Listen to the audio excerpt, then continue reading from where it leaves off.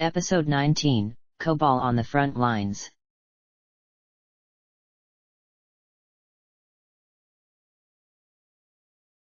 Cobal was very rudely awakened by a loud alarm blaring through the barracks. He rubbed his eyes, getting up from his bed and looking around the small room made of brown brick walls that he was staying in Lava Lake Keep. Across the room from him, Shroomer was already awake, his blue eyes wide with fright. Cobal! What is this? He exclaimed, getting out of bed. Are we being attacked? Beats me. Cobal replied, striding towards the door. If they were being attacked, it better be by Roy Koopa's forces and not by some Mushroom Kingdom rebels. Everyone in the squad were already central room of the barrack, where the squad had had the fireside chat with Cooperly. Nobody was sitting down on the leather couches now. They all looked tense and confused. What's going in? Masco asked Strike as he smoothed out his yellow Shy Guy robe, which was still wrinkled from sleeping in it. Why is there this alarm? Is this normal? No, Strike nodded. But don't worry. If we were being attacked, I'd know already. The fire bro turned to the door. I'm just waiting for Captain Sheriff to get here. He'll have a better understanding of the situation than I do. The group waited in tense silence, mumbling among themselves. This can't be a simple matter, with that outrageous alarm. The purple Bushada mused, as she hovered above the rest of the squad. Cobal began pacing back and forth in anticipation. He didn't like feeling of uncertainty at all. Plus, the thought of Luigi was weighing heavily on his mind. While Luigi was probably working hard to overthrow the Koopa Empire, here he was being rudely shoved out of bed by the same Koopas. Finally, the green-robed figure of Captain Sheriff stepped through the door. Step to it, men, he said briskly. We've just had a report come in from our people in Conker Canyon. There's a fleet of battleships approaching fast and they've got Prince Roy's symbol all over them. Strike nodded grimly. Cobal could see he had expected this. So he's hitting not just Sarasa land, but the Sprixie Kingdom as well. The fire bro spoke, nodding his head. By my shell, this is turning into a full-on war. You're right about that, Corporal. Sheriff nodded. Mark my words, it won't be long until the entire Empire's involved. The spiky Goomba Gerard instantly leaped onto the back of one of the leather chairs at that statement, catching the eye of his superiors. It'll be all the better for that, he exclaimed. The Koopa Empire does not need traitors like Prince Roy. Without him, it'll stand strong. That's the spirit. Sheriff chuckled. He turned, walking out the door. Cobal could see through the doorway that Lava Lake Keep was in a flurry of activities, Koopa troop members rushing every which way with some shouting orders at the others. We will take a battleship to the canyon as soon as possible, the captain announced. We need to meet the Roy's forces as soon as possible. We cannot let him think he can have his way and spit on the pride of the Princes Morton and Bowser Jr. Yes, sir, Gerard shouted joyfully, leaping up again. As they began walking out of the barracks, Cobal saw Fungin shake his green, mushroom-capped head. I'm not dying for the Koopas, he grumbled. Cobal himself felt rather torn. Likewise, he was not going to give up his life in service for the Empire he had planned to destroy. At the same time, he was not going to let Roy, who he had heard was one of the harshest Koopa troop leaders, compared to Morton or even Bowser Jr., hurt the innocent people of the Sprixie Kingdom. To do that, he'd have to give the fight his all. Even if it meant risking his life. What would Luigi do in this situation? He wondered as he stepped into the noisy chaos outside of the barrack.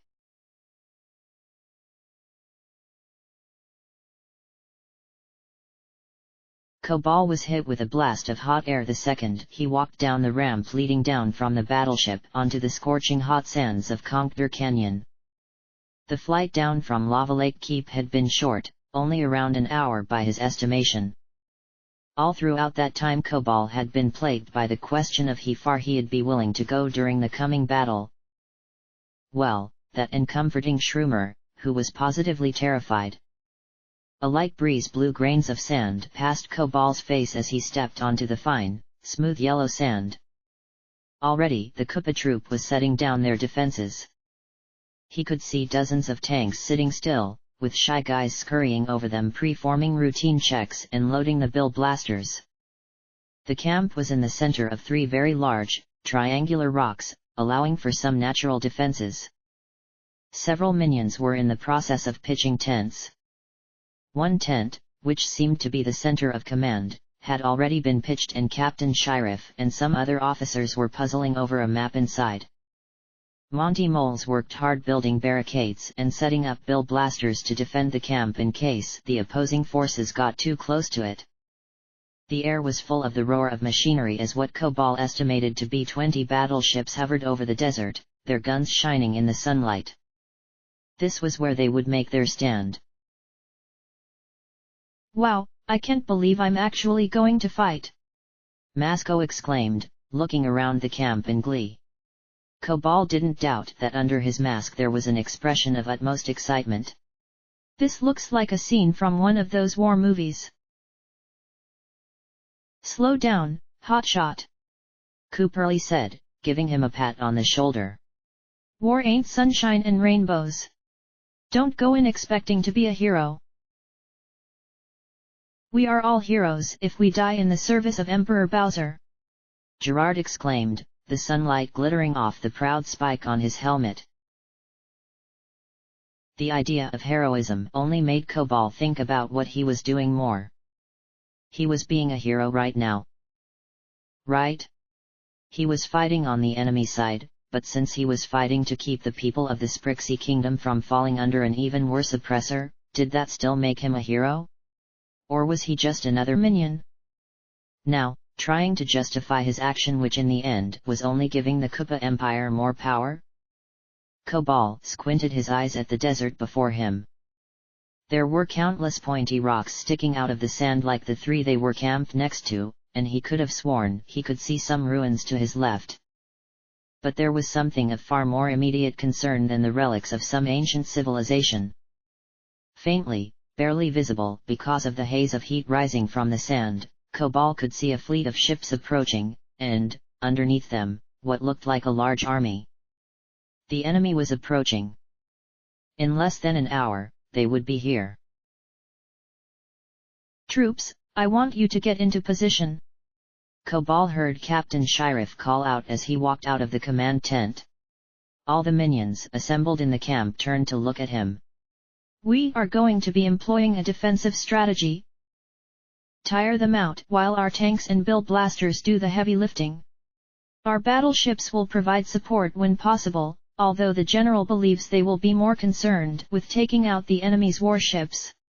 As always, remember that the Koopa troop does not run away. We fight until the last one standing. Long live Emperor Bowser! Long live the Emperor! Several of the minions shouted, Gerard loudest of all. Cobal did not join them, although at least he made it a bit more subtle than Fungin, who actually spat. That Toad was going to have a tough time here if he didn't learn to keep his anti-Koopa thoughts to himself. One couldn't do much good for the Mushroom Kingdom if they were court-martialed and locked up in a cell, after all. Are they going to kill us? Shroomer asked, shaking as he got into position. There were around 2,000 troops in total, Cobal estimated, when you added up all the different camps placed around that area of the desert together. Each warship had brought at least a couple squads. There were troops behind and in front of Cobal, packed so close together that he was starting to get claustrophobic. He, along with the rest of his squad, were relatively close to the front, although there were still at least 5 lines of troops before them. Was it just bad luck that they'd be close to the action, or did their superiors think them expendable? Hey, Shroomer! Cobal whispered down to the cowardly toad. Let me give you a pro tip. Stay away from the cannons. Bombs, bullet bills. Those are the kind of things to watch out for, since they can hurt you even if the guy shooting them wasn't aiming at you. If you see one of those headed your way, get out of there. Also, you gotta be honest with yourself. You aren't a fighter. Sure, you won't be able to defend yourself too well. But who's gonna go for the weak defenseless toad when there are hammer bros chucking hammers at their heads every second? Shroomer shuddered. Whatever you say, Cobal, he muttered. The enemy army was getting closer. Cobal could make out the details on their ships now. The spike-shelled dome that covered the ship's bridge was purple as opposed to the Bowser Jr. ship's green or the Morton ship's brown. The huge figurehead at the ship's front was of a scowling Koopa with pink scales on his head and huge, pink sunglasses. So that was what the infamous Prince Roy looked like. Who knew he had such a sense of style? Cobal could see several tanks in the enemy army, their cannons pointed straight at them. The armies seemed roughly the same size, and were made up of essentially the same troops. Cobal had a feeling that these minions were going to be a bit more in shape than the garrison at Peach's castle. However, there were very few units in the approaching army he hadn't already fought in the battle to retake Toad Town. He was going to have to be on his guard, sure. But it wasn't like he had no idea what he was doing. The enemy army continued to draw closer. Cobal's heart was beating as the army around him muttered about themselves. Keep in the ranks! He heard Strike's harsh voice cry out. We have to be ready for them when they come to us. Cobal could hear the rumble of the approaching tanks now. Cannons locked and loaded, sir. A shy guy somewhere behind Cobal shouted out to his commanding officer. A message from General Motley has just come in. Cobal heard Sheriff exclaim, turning his head to see the green-robed shy guy. Sheriff was standing atop one of the tanks, so that all the assembled army could see him. The tanks were built of a dark blue metal, and decorated with the large red logo of the Koopa Troop. Be prepared to engage the enemy at an order. Cobal turned back to the approaching army. They were marching forward, kicking up a huge cloud of sand. He would not die here. He still needed to help the Mushroom Kingdom. Attack! Came the voice of one of the officers. With a shout, the army surged forward, Cobal being caught up in the flow. There was an ear-shattering boom as the cannons on both sides fired.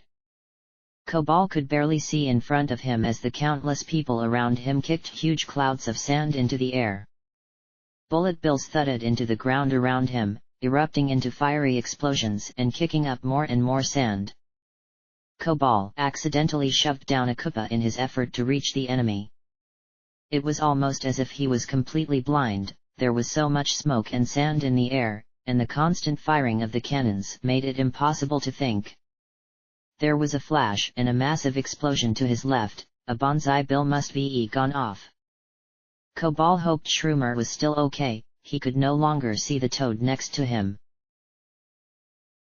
There were cries in front of Cobal as the two armies hit each other. A Goomba ran at Cobal, only to be kicked back by one of the Yoshi's boots.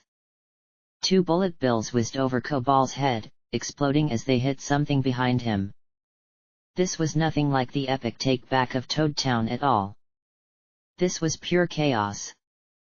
A boomerang bro, barely visible through the smoke and flame, aimed a boomerang at Cobal that the Yoshi barely dodged. A quick flick of his tongue drew the tall Koopa into Cobal's mouth. Cobal felt an uncomfortable tightening in his stomach as the boomerang bro was encased in an egg, which he proceeded to throw at a Paragoomba who looked ready to go into a dive bomb. As he looked up, he could see, faintly through the cloud, the huge battleships overhead bombarding each other with bullet bills. What would happen when one of them fell?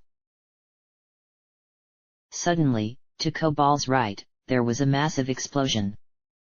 His entire vision was filled with fire as he was lifted off his feet and thrown hard to the ground, his ears ringing. A Koopa Troopa was flung past him, his shell cracked. Was he dead? How many had died in that explosion? Why, even he'd be dead if he had just been a few feet more to the right. This isn't how I'm gonna fight, Kobal thought to himself, pushing past a red-shelled Koopa closer to the front line. He leapt over projectile thrown by a rocky wrench, although Kobal could not see the enemy so was unable to land a counterattack. I'm not going to just sit here, getting picked off by the bullet bills, punching and kicking whatever enemy comes my way and hoping I don't hit somebody from my side because we all look the same and don't even wear uniforms. Kobal broke into a run, his boots kicking the sand back. Kobal! Came a voice from behind him. He turned around to see Strike lob a fireball at an opposing Shy Guy. What do you think you're doing? The Fire Bro shouted angrily. You're breaking rank. I don't care. Kobal shouted back. We're getting smashed by these bullet bills. If keeping in rank means getting blown up, you can jump right in front of the next bonsai bill. Without another word, Kobal sprinted away from Strike, leaping over an enemy Mega Goomba before flutter jumping behind enemy lines. A Koopa Troopa's eyes widened as Kobal came down upon him, forcing him into his shell before Kobal sent the shell spinning forward with a well-placed kick. The roar of a nearby cannon sounded again. The tank. Now, that was what he had to be worried about. Strike and the rest of them could take care of all the foot soldiers. It was his job to take care of the big guns. Kobal's vision was no better now that he was at the opposite side of the battlefield. Smoke and sand stung at his eyes, and, in addition to those obvious problems, he also had to deal with the countless enemies trying to take him down. Move like Luigi! Kobal thought to himself, leaping from Koopa, to Goomba, to Shy Guy, bouncing off their heads as if they were his own personal trampolines. The cannon roared again, and a bullet bill whizzed past Kobal, trailing fire behind it. He couldn't be far now. Kobal sprung off the skull of a Koopa unfortunate enough to be beneath his boots and kicked his legs rapidly, fluttering through the air. The big tank loomed before him, moving forward on its massive treads. Its design was the same as the ones in Kobal's army, only that the logo on the side depicted a bald dragon-like Koopa with sunglasses, presumably Roy's personal insignia. Riding at the top of the tank was a giant Monty Mole with dark shades, something which seemed quite impracticable considering the already low visibility. The Mega Mole slammed his fist down onto the dashboard, causing all three of the bill blasters at the front of his tank to fire. Ha ha! He laughed as the missiles exploded somewhere behind Kobal. Die, brigands! You are dust compared to the mighty Captain Soiler Monty. He bashed the fire button again, firing another trio of bullet bills. This guy must be in charge of a whole lot of these folks, Kobal thought, ducking under a boomerang thrown by some unseen assailant. He couldn't remember Strike's exact breakdown of the Koopa troop ranks, but it was safe to say that Captain Soiler Monty was in control of over 100 of the troops before them. And that included the tanks. Take him down. Give the Koopas he was fighting for a chance to move in and take control of the battle. Hey, big shot! Kobal shouted, leaping before the tank. Quit taking shots in the dark and try and crush someone who's right next to you for a change. Captain Soiler looked down at Kobal with a contemptuous expression. So the rumors about Prince Jr. are true, huh? The mole reflected in his deep voice. Ha! Pathetic! As if a Yoshi could represent the glory of the Koopa troop. I will show you a real man, dinosaur. He urged the tank forward, as if to crush Kobal underneath it. Naturally, Kobal dove to the left, kicking an unfortunate Koopa Troopa in the way. Thankfully, Most of the enemies around him were more focused on their charge to pay close attention to him. Is that the best you can do? Cobal taunted. Soiler growled and swiveled the top of his tank around, firing bullet bills straight at Cobal. As soon as they left the cannons, Cobal leaped into the air with a flutter jump, as the ground he had just been on exploded and sent a massive cloud of sand into the air. Cobal was already starting to hate the constant feeling of sand in his eyes. Maybe that was why Sanders wore those sunglasses. Do not mock me, you tiny dinosaur! Soiler exclaimed, before, to Cobal's astonishment, leaping out of his seat on the tank so that he was standing on the roof, whipping out a minigun, and firing a hail of bullets at Cobal. Cobal ran faster than he had ever run before, his boots digging into the sand, as the bullets rained down behind him, nearly grazing his blue tail. Soiler turned to follow him, pointing his gun straight at Cobal. Cobal leaped into the air just as the bullets thudded into the sand he had been standing on, going into a flutter. He had to make this quick. One wrong move and he'd be full of bullet holes. Before Soiler could point his gun into the air, Cobal went into a dive, kicking him in the head and causing him to drop his gun. As Soiler recovered from the pain, Cobal leapt up again before slamming his boot into the mega mole with as much force as he could manage.